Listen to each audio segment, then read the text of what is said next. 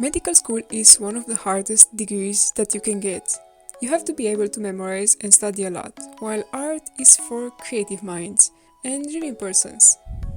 Or so it is said. Well, what if I want both? And by this I mean I want to become a psychiatrist and a neuroscience researcher while creating and making art that have meaning for me.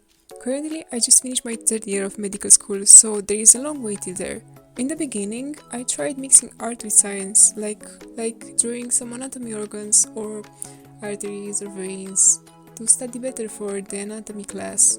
I can say that yes, art helps you visualize things better, but I will never do it again. It takes way too much time, and doing art and studying for an exam at the same time is very stressful.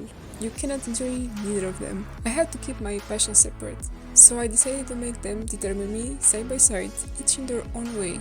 During this year's exam session, supposedly the hardest in my whole 6th year of med school, I painted every single day, and I loved it.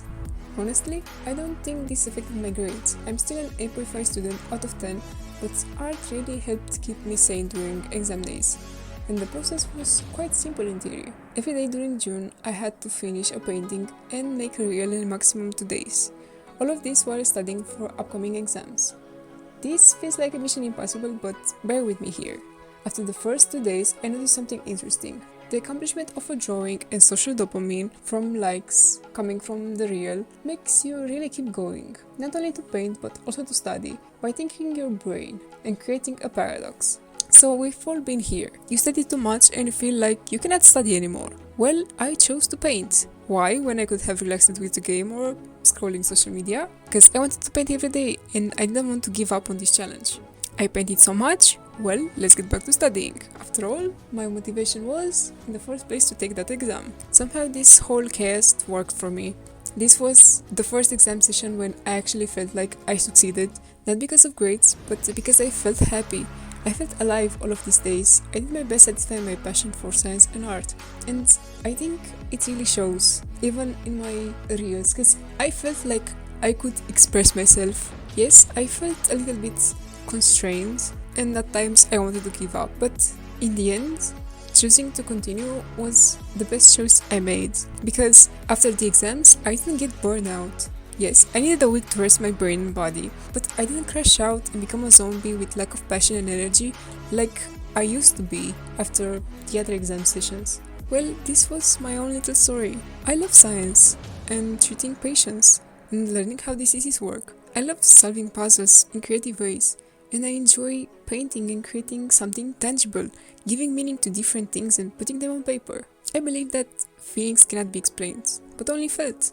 Sure, there is a reason why I love all of these things, and they might be linked somehow. There has to be a core process that really gets me. But I don't need to find that right now. I just need to follow my own path and see what works and what doesn't.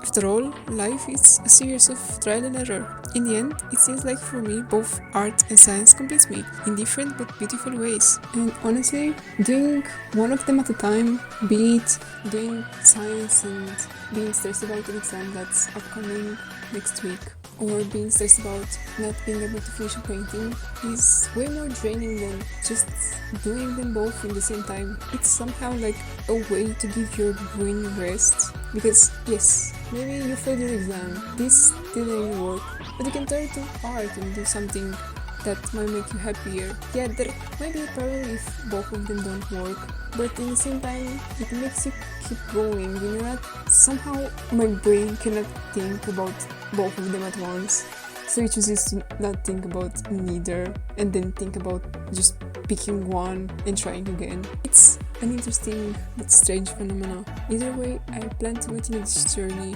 and I encourage you to do the same in your own way. I believe that there is always a solution to any problem that you face, so you don't really have an excuse to not do what you want to do. And also, I have to add that it just makes you keep going and have less doubts. You have one life, why not do the things that really make you happy in your own way?